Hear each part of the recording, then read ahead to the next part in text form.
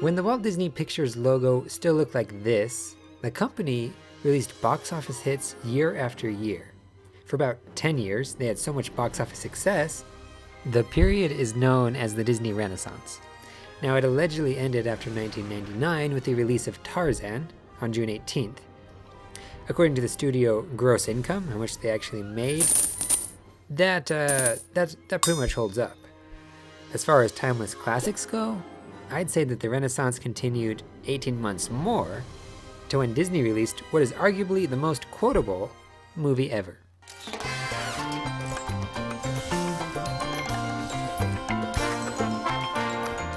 Why is Emperor's New Groove so good? I decided to make a list of the things this movie does well. Camera work, character personality, comedic timing. Oh yeah. These are just some of the things that were done well. And it makes me think that the writers and animators had a fun time with this movie. However, I know that filmmaking is a lot of work, and this film definitely went through major overhauls since its beginning. Originally, it was more of a Prince and a Pauper story, and it changed a lot. Critically speaking, where does this story need work, or is it unmistakably amazing? That was my question. I think it's great, but that's just my personal preference. Can I back that up? 3 of my favorite things to analyze are character and their development, plot, and cinematography.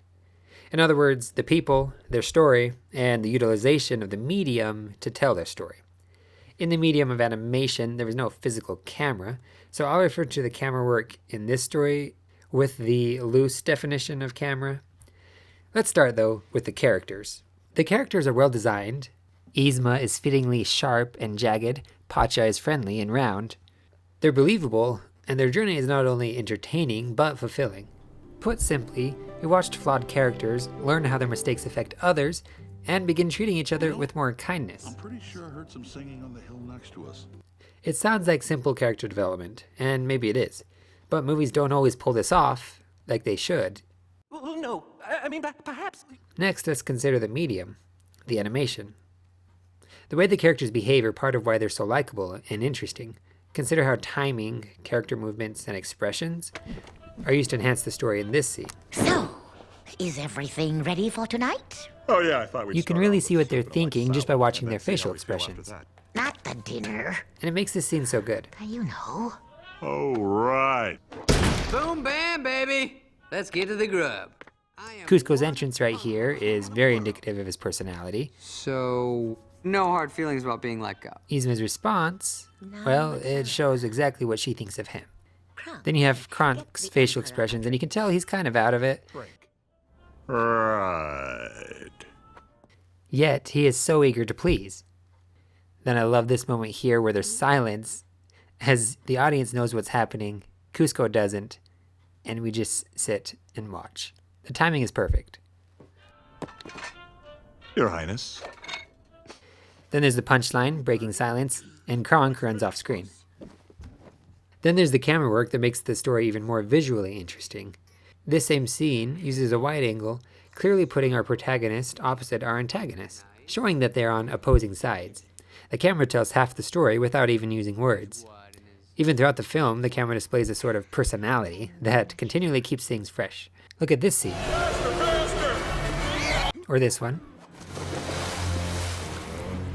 Mission accomplished. Or this one.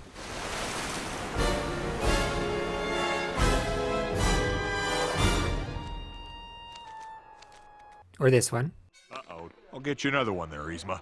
Yeah. So it's easy to see that this movie does many things well. But I first thought maybe its weakness was in plot. The idea is creative enough. A stubborn emperor gets turned into a llama and learns to share. That's essentially the plot.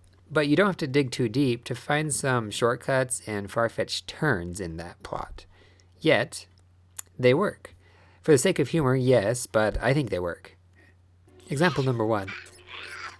I don't really think the motives for jumping off a 20-something story Aztec palace are ever really justified.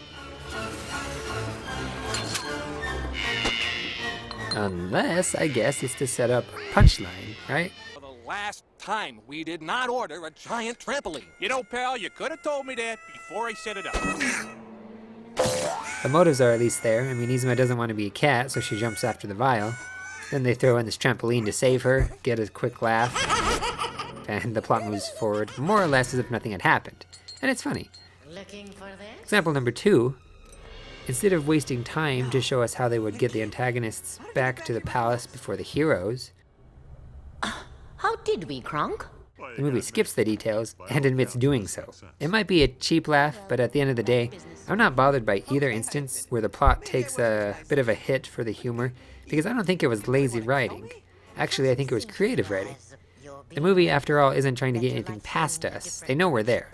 It breaks the fourth wall regularly, showing an awareness of the audience, and uses that to enhance the humor of the plot. I know. It's called a cruel irony, like my dependence on you. I haven't even touched on dialogue, which is probably everyone's favorite.